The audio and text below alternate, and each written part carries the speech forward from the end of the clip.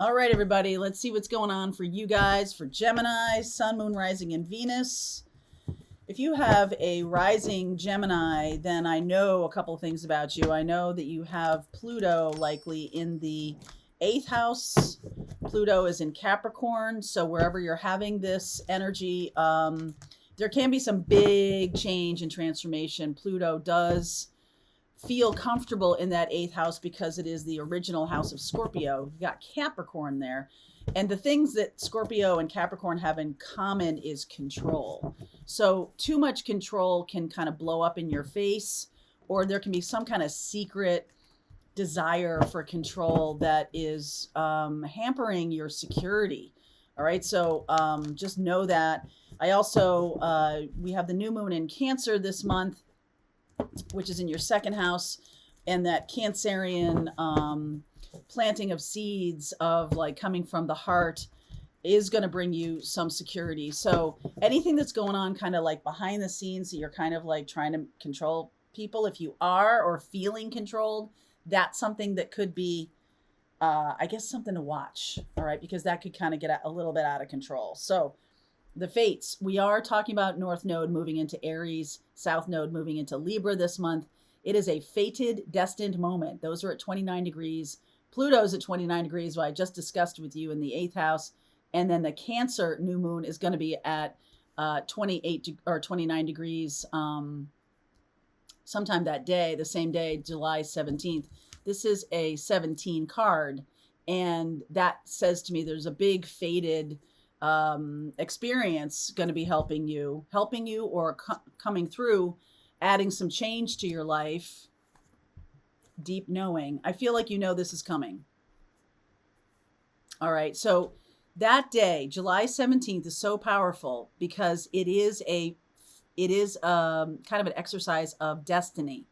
And that means we've made our bed, right? We have put all these dominoes in place.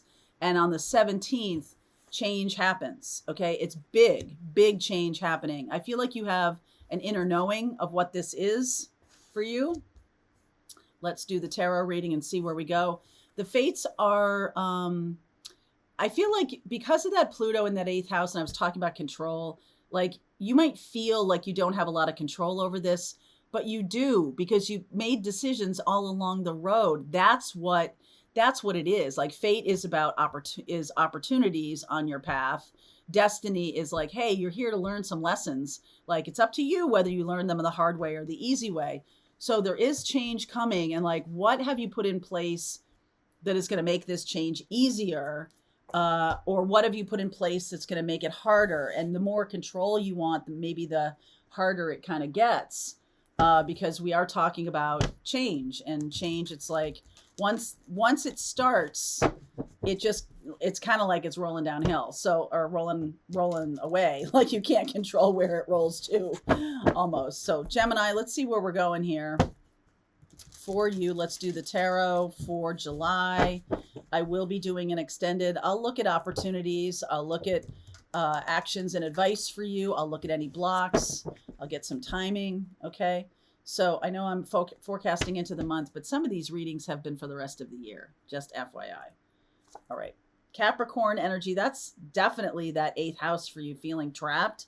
Some of you might be feeling trapped, or some of you might be feeling like there's nothing you can do, feeling a loss of control. The Judgment card, the Crossroads, the Ace of Swords. Wow.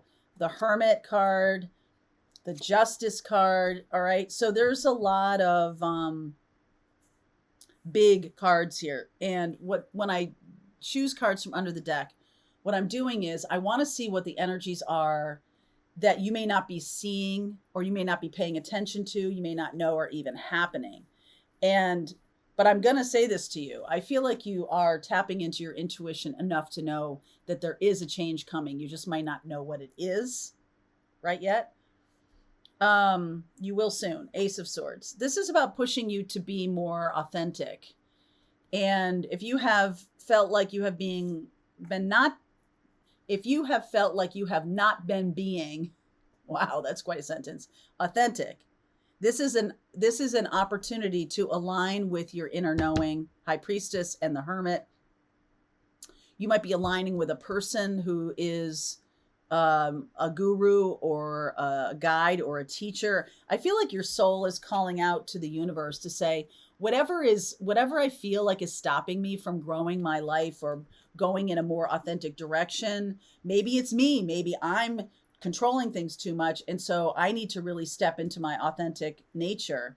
And the eighth house is about stuff that's hidden, right? The eighth house is about stuff that, we don't want to share with the rest of the world. It can be, there can be a shame factor to whatever's in the eighth house or whatever this transit is kind of shining a light on. Pluto retrograde in Capricorn says, is this really working for me? And this is Capricorn energy. So let me lay out the rest of the reading and then we might do some clarifying of that. Wow. So we have Capricorn, Taurus, and Virgo. We've got all the earth signs here and Libra. Tower. Are you freaking kidding me? Look at how many major arcana cards. Now the rest of them won't be. Two of Cups. A Knight of Wands. Whoo, doggy. All right. Four of Wands here. Temperance. There's another major arcana. Okay. Not totally right. Page of Swords. Seven of Pentacles and the Three of Cups. This gets distinctly less karmic as we move away from that 17th day. I feel like, you are fighting with this idea of control. I want to have control over my life, or I want to have some kind of control. You're dealing with a Sagittarian energy or an earth energy, Taurus, Virgo, Capricorn. I think that might be something that gets balanced out. I feel like if you have had any kind of struggles recently with control of things, I do feel like it does get balanced out. And I feel like anything that's too rigid is going to get blown up. So the control can be like, I just want to do what I want to do. Why is this structure so rigid?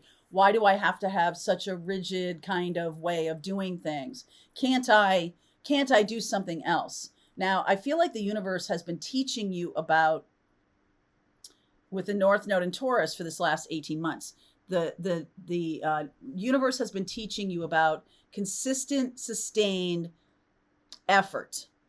Okay. And that's what Capricorn is. Taurus energy is, if you're wanting to create some kind of stability, it requires consistent, sustained effort.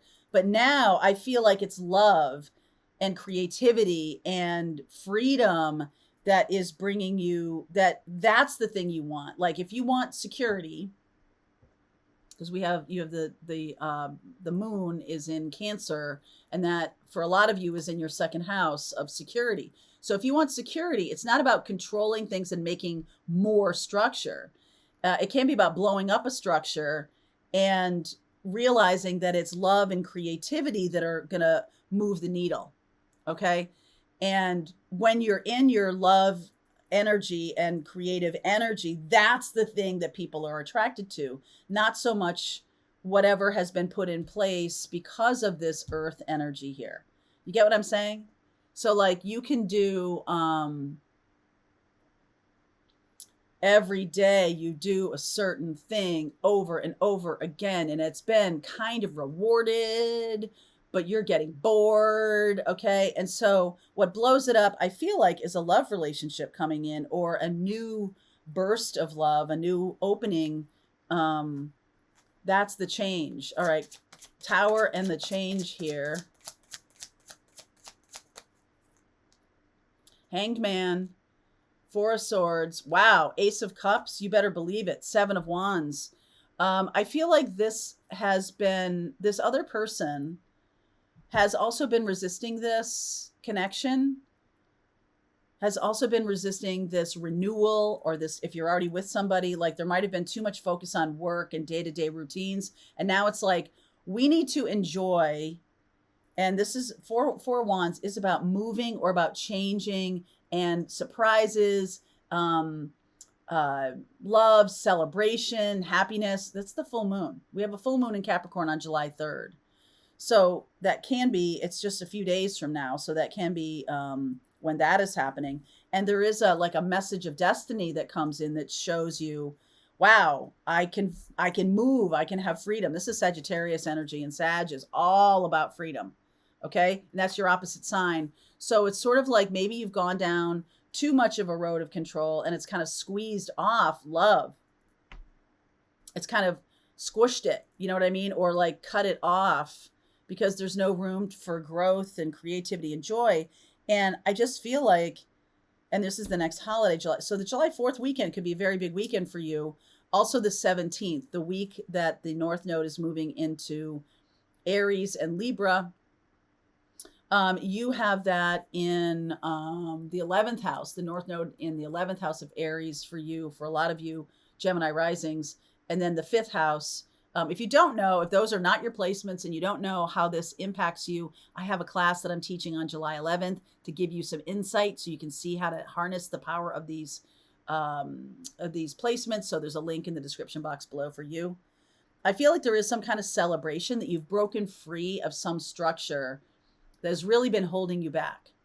You could also be dealing with someone who's very structured, maybe has a lot of earth energy, and they're breaking free of something so they can come toward you now. 3 of Cups, there's this beautiful celebration, something that you've waited for a long time. Okay, so I will continue on with this. I'll pull cards for this earth sign energy, this Sag energy. Anything else here? Taurus, Virgo, Capricorn, and Sagittarius, Sun, Moon, Rising, or Venus. I'll pull cards around those. You may not be dealing with those signs, but I'll give you some additional information nonetheless. Okay? All right. So link is below if you want to continue on with this reading. I will see you over there. All right. I hope you enjoyed that video. If it was helpful to you, please consider liking this video and sharing it with anybody who might have a need for similar kind of information. And if you like this video, check out these videos.